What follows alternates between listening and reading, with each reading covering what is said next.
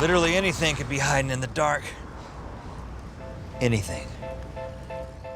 And welcome back to the Valley in the Shade. You're here with a man named Jack and #1 top wife, Doctress, Mrs. Dr. Professor Straussberry. Say howdy. Hello, hello. How is everybody doing? Not even gonna give a howdy on my favorite song? No. Tragic. Well, today I am quite excited. We are getting to officially my favorite song in the musical, Scylla. Smash. This is not a super popular favorite, but I just love everything about it. We'll get into it in a little bit.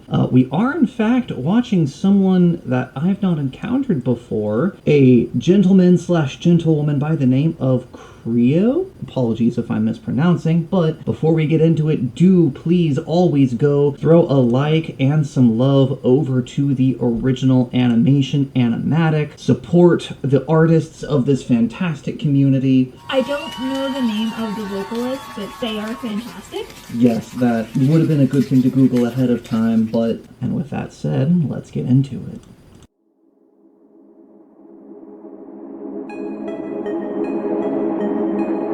The lair of Scylla. This is our only way home. Doubt. Deep down. You're quiet today.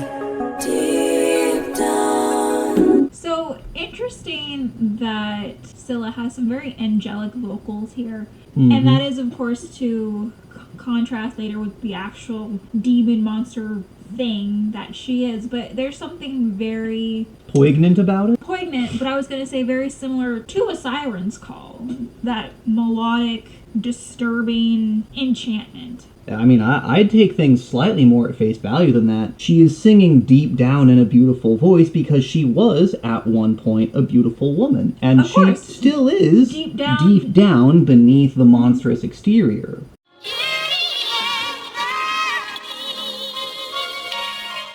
Yeah, I was just going to say, it reminds me a lot of the vocalist from Hocus Pocus who sings Come Little Children. Come little children, I'll take thee away into a land of enchantment.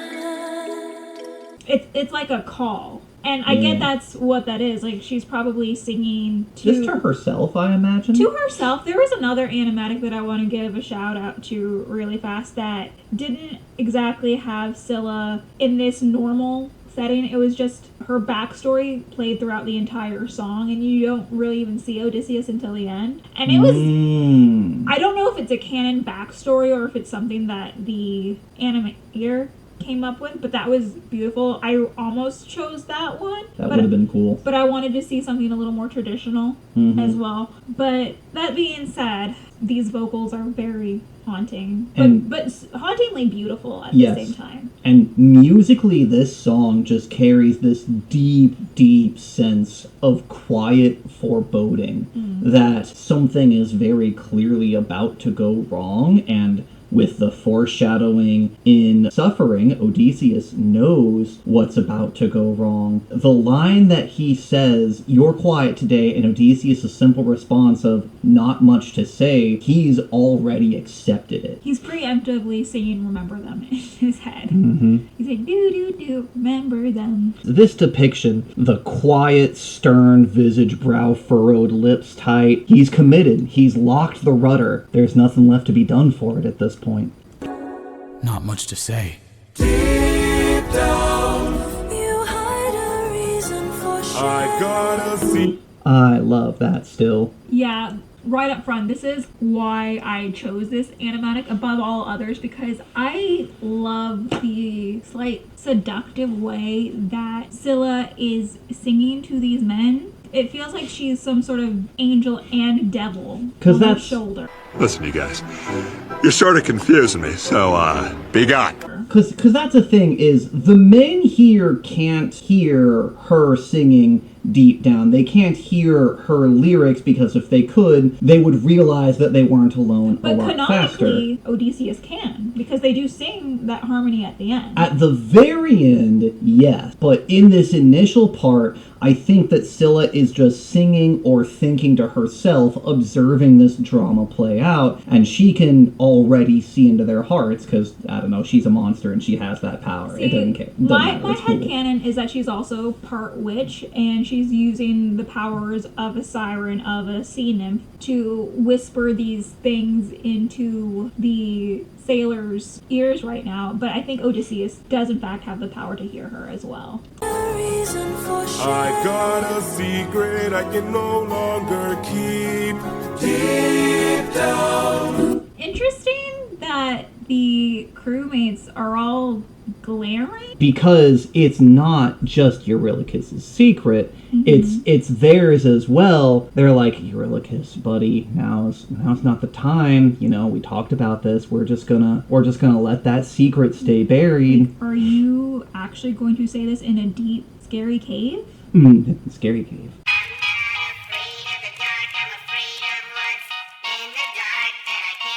Deep down, you know that we are the same. I opened the wind bag while you were asleep. Traitor! Leaving them feeling betrayed. Breaking the bonds that you've made. I'm so sorry. I was rooting for you! We were all rooting for you! How dare you! There is no price we won't pay. Forgive me. We both know what What's this? What's going on here? Is there something going on? it takes to survive.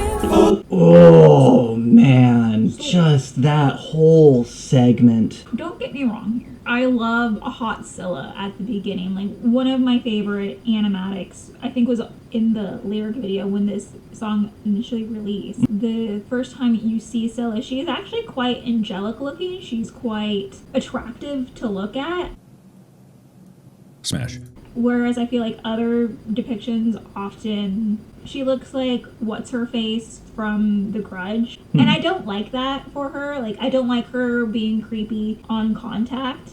But here, one thing that I really, really like is her eyes also being obscured in the silhouettes. Only note I would make, not necessarily for animators or this animator in particular, but I think it would be fun if she had one eye. You right. I don't think she needs to be compared to the Cyclops. I think that she is monstrous in her own right. No, and the not obscured eyes I don't is... know. She doesn't have to be a Cyclops, but I'm just saying one eye would be visible. Just have one eye covered by the eme-over or what have you. Yeah. I can see where you're going with that, just carrying the visual metaphor of Cyclopses, but I am going to say I politely disagree with you. You're entitled to your wrong opinion. I really love this floaty silhouette depiction that's just the barest suggestion of an outline because she's not there, she's just whispering words into their minds. I mean, I agree with this depiction. I'm saying later on. This feels very flirtatious and I love it. I kind of ship Odysseus and Scylla a little. Back to the music though, we do finally get confirmation, yes, it was Eurylochus that opened the windbag.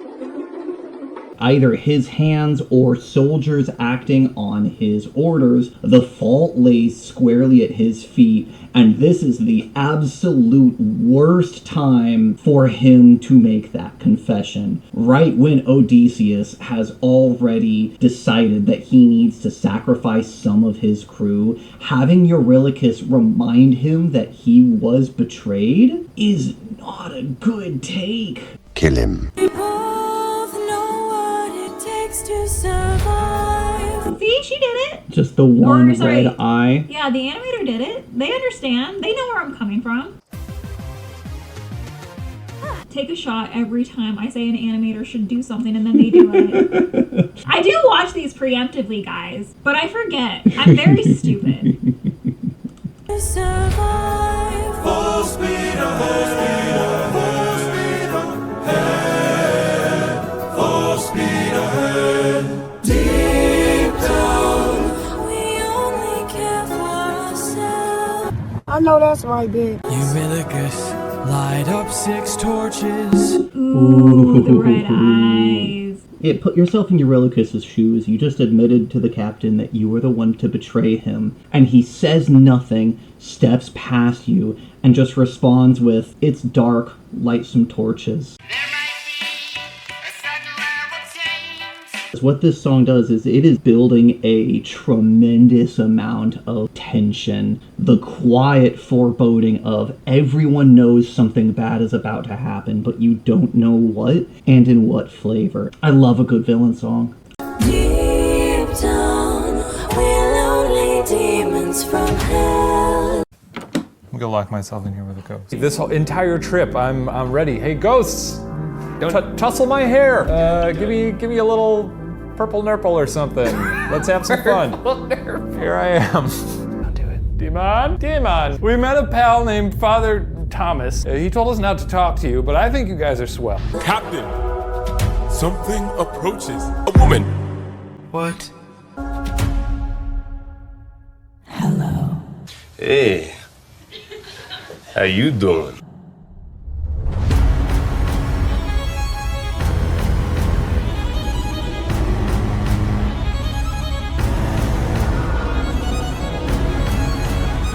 Great job animating the eels and the close-ups in time with the music, by the way. I think I love it when animators do that. Not a lot of them do that, however. Animating in time with the music is its own additional layer of difficulty, but it looks so good when you pull it off. I imagine it's actually very difficult, especially when you're going back to edit the video. That violin, whoever is just going savage on that violin, I need to hear it again.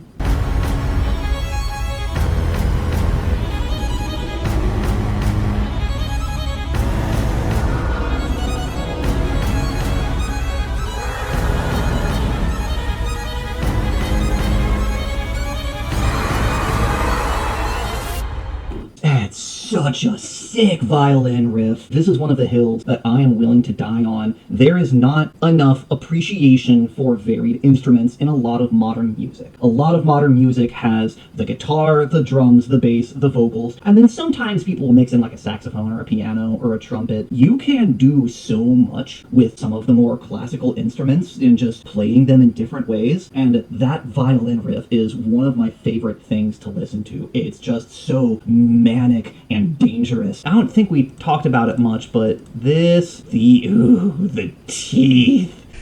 I know you probably hear this all the time from your food, but you must bleach or something, because that is one dazzling smile you got there. And do I detect a hint of minty freshness? These are very scary monsters. It's very Hydra-esque, though, and I kind of like that. Again, I want to bring up my personal headcanon that the men carrying the 6 torches were the people who opened the windbag. And now, it's time to pay the piper.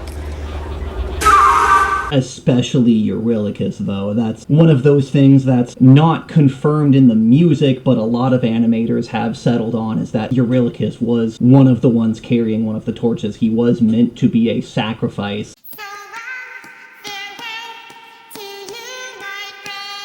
As repayment for his betrayal. I don't even have very much to say about this song because my brain just melts in awe for how fucking beautiful and haunting it is. So this is one of my favorite misheard lyrics because the actual line is row for your lives. But I like imagining it being run for your lives because they're on a ship. So I'm just imagining they're just like, oh no, they're just like running in little circles. Row for your life! Run in your sorrow and fears. Choke on your blood and your tears. Bleed till you run out of years. We must do what it takes to survive. Give up your honor and faith. Live up your life as a right. Die in the blood where you bathe. So Eurylochus drops the torch to try to go help one of the crewmates, And in doing so, he accidentally gets an innocent life discontinued. Cool, the vocalist. Scylla, I wish we'd thought to Google your name before this. You absolutely destroy this track. Yeah. Again, I love the contrast between the angelic vocals at the very beginning and then this deep earth mama, almost alto, soprano-esque. Screeching. Not even screeching, it's belting. It is like Elphaba. Amazing. I don't have any intelligent commentary for this song. My brain is just melted to, oh, it's so good. It's so beautiful. Just listen to it. It's so beautiful. Perfectly splendid. Thank you so much for lending your voice to this musical. You are our Scylla.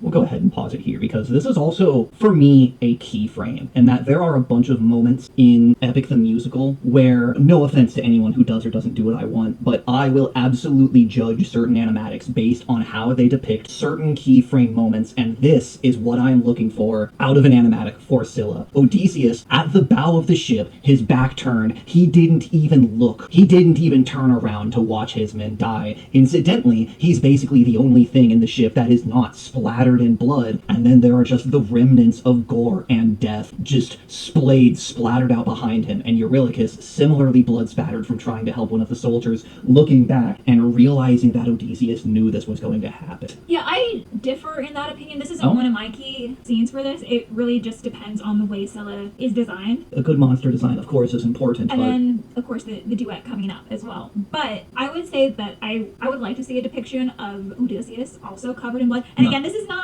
supposed to be a slight on the animator at all. This is 100% great work. However, I could see a depiction where he is slightly covered in blood and he's being kind of chaotic about it, where he's just like, get this disgusting crap off me. Where he's just so detached from the moment anymore. But here, you could also interpret that he's looking away because he still cares deep down. And I can definitely see where you're going with that, but I think I am going to politely disagree and stand by my take that Odysseus, spotless and being the only thing that isn't speckled with blood, because he didn't even get his hands dirty, he just let his men die and pay the price to get them through the passage. I think there is so much visual storytelling you can do with a key frame like this. I'm not disagreeing that this depiction is incorrect in any way. Like, I think there's so many things you could do with this moment is what I'm trying to say. However, to also add to your point, I think it's also interesting that maybe Scylla kept him clean on purpose. She was respecting the sacrifice made. Ooh.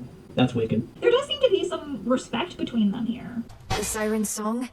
You can't expect me to believe that Scylla's incessant drivel is the source of the great tactician's concerns of late. Now, spare me the ridicule. I'm dead serious about this. You weren't with me on the surface there and wouldn't understand.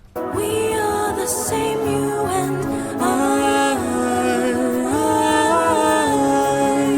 Okay, first of all, tell me why there is so much sexual tension between them right now. The more, not all there she seems to be, is she getting cuter or nah? Oh, yeah. Oh, yeah? Yeah, is it wrong for me to ship Odysseus with Scylla? Absolutely not. I mean, look at her. She's so cute. And I don't think we have seen both of her eyes in this shot yet. You are correct. Good job, you and the animator, definitely on the same brain cell. Excellent job. Creo, excellent work with that. Also, excellent design. Sexy and dangerous. Nut sauce?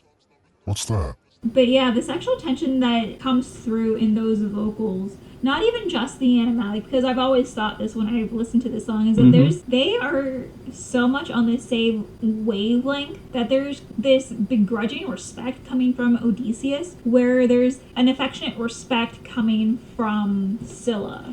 I just had no idea that Scylla could be taken seriously by anybody, much less you.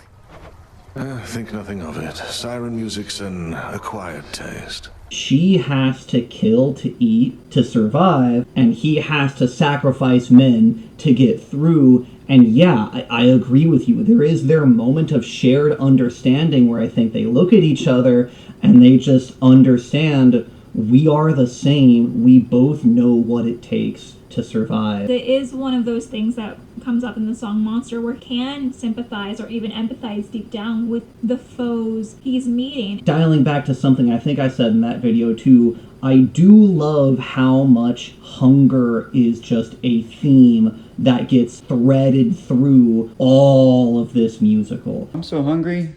I could eat another girl. I just love when a story plays with hunger as a concept, because it's more relatable. Yeah, and hunger is something that shows up in a lot of my writing as the great leveler of mountains, the slayer of kings, and the breaker of armies. It is the, I think, most unifying human experience, and also one of the most dangerous.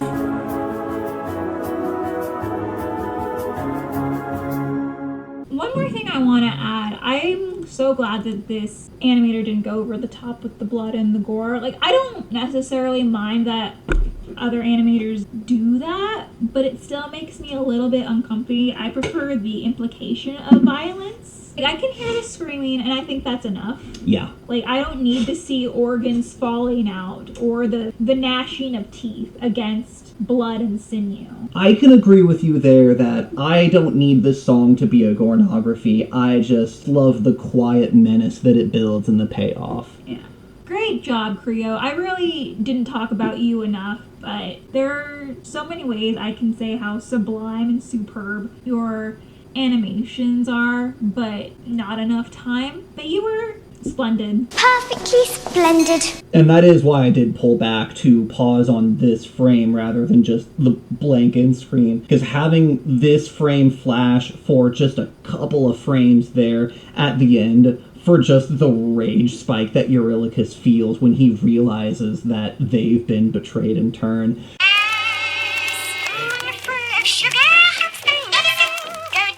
Such a good frame.